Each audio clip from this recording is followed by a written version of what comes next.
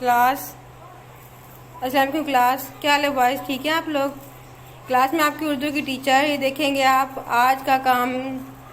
प्रोवर batch जो गरजते हैं वो बरसते नहीं। सोमवार है 24 अगस्त 2020। दोहराई है कवायद समील की इकसाम। घर का काम है मजमून सैलाब। तो बेटा जी आज हम देख लेंगे अपना कि हमने समील की कितनी इकसाम हैं और वो किस चीज़ से ताल्लुक़ रखती हैं। सैलाब का मजमून है, उसके बारे में सैलाब के वजूहात, सैलाब कैसे आते हैं, सैलाब से क्या नुकसानात होते हैं, सैलाब से किस किस्म के सैलाब होते हैं, तो और सैलाब कैसे आते हैं, सब चीज़ें सैलाब के मजमून में बताई गई हैं। वो आप लोगों ने याद करनी है। आगे देखेंगे हम इससे मिल की इकसाम। इससे मिल की 5 इकसाम है। खिताब, लक़ब, तखल्लुस, कुनियत, उर्फ। पहला है जी खिताब। खिताब वो ख़ास नाम जो किसी शख्स को इसकी खिदमत की बिना पर इज़्ज़त अफजाई के लिए गवर्नमेंट की तरफ से दिया जाता है, वो उसे कहते हैं खिताब। यानी कि देखें, गामा पहलवान को रुस्तम आज़म का खिताब दिया गया था, इसी तरह रईस आज़म और खान बहादुर भी खिताब हैं। ठीक है, ये तो हो गया खिताब। उसके बाद इसके दूसरा हिस्सा वो है लक़ब। लक़ब क्या है बेटा जी? वो नाम जो किसी शख्स को उसकी खूबी की बिना पर आम लोगों की तरफ से दिया जाए, उसे खिताब कहते हैं। जैसे हज़रत मूसा का लक़ब था कलीमुल्लाह, क्योंकि वो अल्लाह ताला से हम कलाम हुआ करते थे। और हज़रत इब्राहीम का लक़ब था खलीलुल्लाह, क्योंकि उनको अल्लाह ताला का दोस्त कहा गया था। हज़रत अबू बकर सिद्दीक़ का लक़ब था सिद्दीक़। हज़रत उमर फ़ारूक का लक़ब था हज़रत उमर फ़ारूक का लक़ब था फ़ारूक। और उस्मान का था लक़ब, हज़रत उस्मान का लक़ब था ज़ुनुल रैन, यानी 2 नूरों वाला, क्योंकि नबी अकरम सल्लल्लाहु अलैहि वसल्लम की 2 बेटियां हज़रत रुक़ैया, हज़रत उम्मे कुलसूम उनकी निकाह में आई थी। हज़रत अली का लक़ब हैदर था।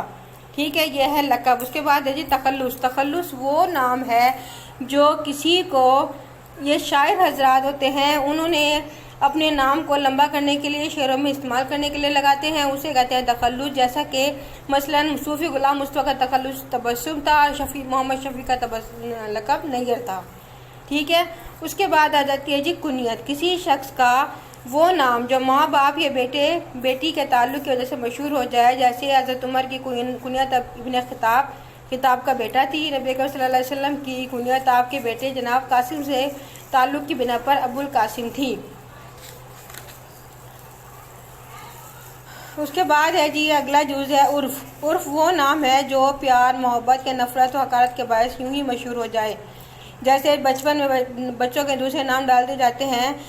यहाँ पर देखें दिया गया है नाम कल्लन, जम्मा, बेबी वगैरह। ठीक है, ये वो नाम है जो प्यार से घरों में लोग एक बच्चों के नाम बिगाड़ कर रख देते होते हैं।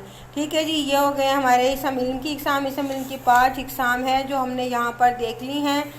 तो बेटा जी आप ये देखेंगे,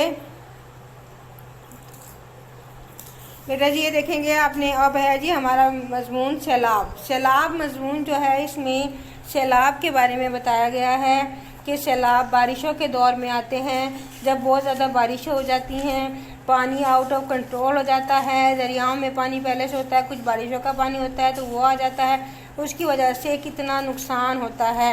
सैलाब में गवर्नमेंट का क्या रोल होता है, गवर्नमेंट लोगों के लिए कितनी तगोदो करती है कि लोगों को जानी माली नुकसान ना हो। पहले से कुछ इलाकों में इतला दे दी जाती है कि वहाँ पर सैलाब जो है आने वाला है। शहर को, अपने इन देहातों को, बस्तियों को जहाँ पर सैलाब का ख़तरा होता है वहाँ से निकाल लिया जाता है, लोगों को बचा लिया जाता है, उनको पहले इन्फॉर्म कर दिया जाता है।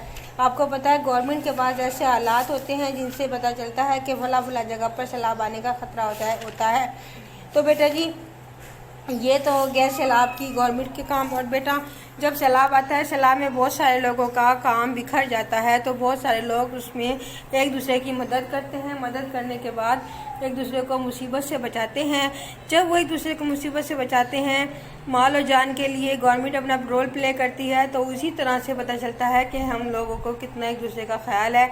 आपको पता है कुछ सैलाब बहुत बड़े पैमाने पर होते हैं और कुछ सैलाब बहुत हल्के नॉर्मल से होते हैं, तो वो देखने से पता चलता है। बेटा जी जब नुकसान होते हैं तो इंसानी जान जो होती है वो बहुत कीमती होती है, कोशिश की जाती है कि उनको बचा लिया जाए। तो अब ये देखेंगे सैलाब से ज़राए आमदोरफ्त और टेलीकम्युनिकेशन के तमाम ज़राए मुनक़ता हो जाते हैं। टेलीफोन का रब्ता नहीं होता, बिजली ख़राब हो जाती है, बिजली का रब्ता ख़राब हो, बिजली के जो सप्लायर होती है वो बंद हो जाती है, क्योंकि पानी की बहाव की वजह से बहुत कुछ टूट फूट जाता है। ठीक है बेटा, अब आपने इसको बहुत अच्छे तरीके से याद करना है। ओके, अल्लाह हाफिज़।